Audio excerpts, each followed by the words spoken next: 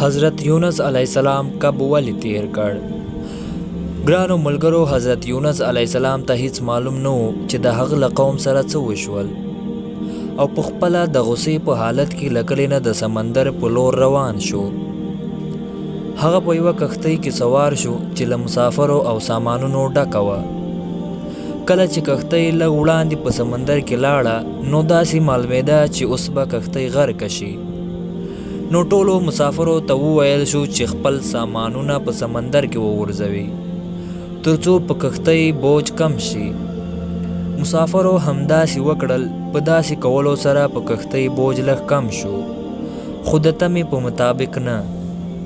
اوس نو هغوی فکر وکړ چې یو مسافر باید سمندر کې وغورځول شي تر څو بوج نور هم کم شي، کنې نو کښتۍ به غرقه شي. نو هغوی فیصله وکړه چې پچه دې ولویږي، که د هر چا نوم راوختول هغه به سمندر ته غورځول کیږي، او پچه به تر هغه لویږي تر څو چې کښتۍ له بوجه خلاصه نشي. کله چې پچه ولویده، نو تر ټولو نه مخته د حضرت یونس علیه السلام نوم راوختول. ټولو وویل چې نه، داسې نشي کیدی، حضرت یونس علیه السلام خو ډیر نیک انسان دی او په تندې د سجدو نښانې هم دی.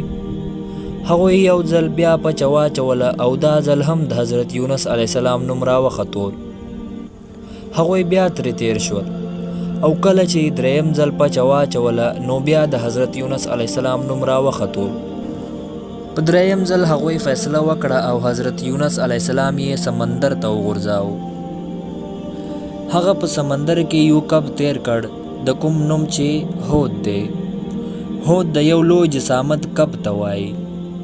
الله تعالی هود ته حکم ورکړ چې حضرت یونس علیه السلام ونه خوري او نه ورته کوم نقصان ورسوي. حضرت یونس علیه السلام پوه شو چې ولې به هر ځل د هغه نوم راخاته، او بیا تر 3 ورځو د کب په لړمانه کې و. هغه په دغو تورو تیارو کې د الله تعالی ذکر کاوه او عبادت به یې کاوه. هغه به دا دعا په تکراري ډول سره ویله: لا اله الا انت سبحانك انی كنت من الظالمین. هر مسلمان چې دا دعا د حاجت په وخت کې ولولي، الله تعالی حتما دعا قبلوي. او وروسته الله تعالی حضرت یونس علیه السلام ته بخشش وکړ او هغه یې له دغه عذابه آزاد کړ. الله تعالی فرمایي: او ما د هغه غږ واورېدل او هغه مې له غمه خلاص کړ، او بېشک موږ مؤمنان همداسې ژغورو. کب هغه د سمندر غاړې ته راوړ او هلته یې پرېښودو. سبحان الله. هیله کوم ویډیو به مو خوښه شوې وي. تر بلې ویډیو موږ ته اجازت راکړئ. د الله په امان.